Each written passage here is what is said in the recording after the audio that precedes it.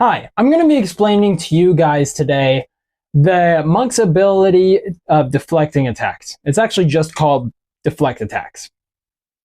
But first, I plan on making more of these long form videos. I just haven't been able to recently because it's been so cold outside, and I'm sitting in a shed right now with little to no insulation. So when it gets cold outside, it gets very cold in here, and it's difficult to focus, and I don't want to be sitting out here forever and doing my video recording for these long form videos. After I get more popular, ideally I'll be moving to a different area that's inside, but if I somehow get more popular before that, then it's okay. I will just suffer through it and make more long form videos out here even when it is cold. But on to the point. The monk's ability to deflect attacks is one that you get at level 3. The first thing that has to happen if you want to use this ability is you have to be being hit by an attack that does bludgeoning, slashing, or piercing damage. If this is happening, then you can choose to use a reaction to use the deflect attacks ability. If you do this, then you get to roll a d10 and add whatever you roll on that d10 with your dexterity modifier and your monk level. So if you're a 5th level monk with a +4 in dexterity, and then you roll your d10, so you would already add 9, and then whatever you roll on that d10. That could be any number, but that could be a pretty significant amount of damage with just pretty base stats. So if you were to actually get hit and use this, you are expending your reaction, and that might draw some people away from using it as frequently. But there is something that you can do that normally makes it pretty worth it.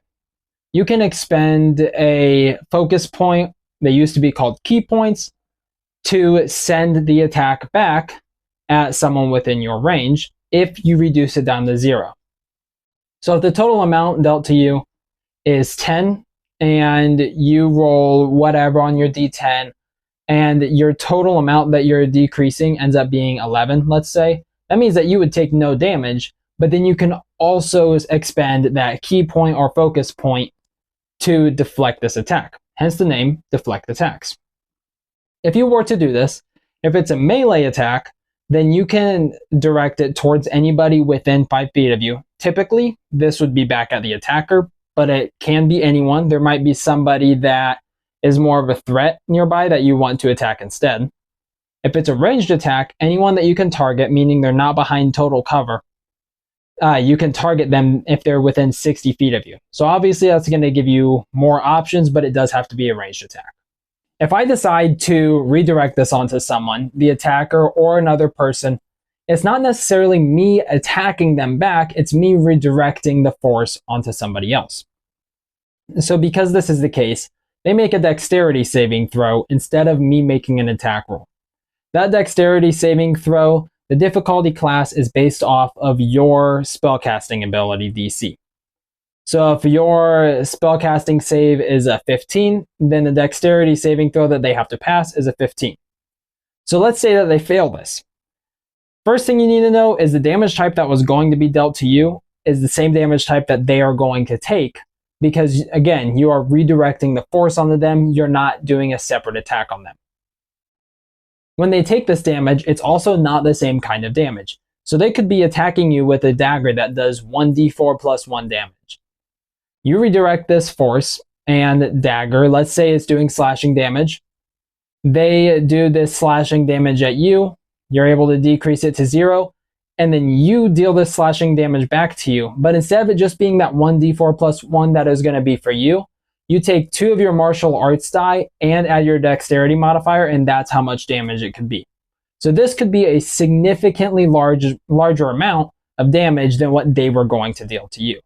That's what can really make this worth it, is when someone's doing a small attack on you and you just get to do free damage to them pretty much. Now if we rewind a little bit and they actually pass that dexterity saving throw, you have still reduced that damage to 0. So you still don't take any damage, you just don't do any damage back to them. Still, can definitely be worth it. If you were going to take any damage, it's better to take no damage. You just sadly don't get to do damage back at them. Now, if we look at the level 13 ability, Deflect Energy, it ties in directly to Deflect attacks. It's pretty much just an upgrade to the original ability, where you can now deflect any kind of damage. This includes things like spells that do psychic damage or force damage, thunder damage, any kind of damage you can now deflect it. The thing that you have to keep in mind is that yes, this is a level 13 ability, but if you play it right, it can be incredibly overpowered. This is because it can still deflect things like magic missile that would typically always hit.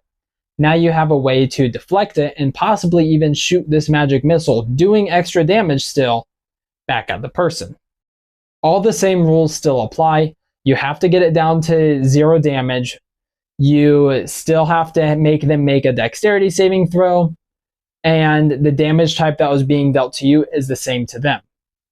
Sometimes that can be a bad thing when it gets to this point, because if it's a fire mage or something like that that's doing a fire spell on you, there's a pretty decent chance that they have immunity to fire or even resistance to fire. But it still can be pretty beneficial to not take damage and do a little bit of damage to them. This is actually an ability that is meant to boost the monk quite a bit. That's why it's a little bit OP when you look at it on its own. But it's a big change that they made in the 2025 player handbook compared to the 2014 player handbook.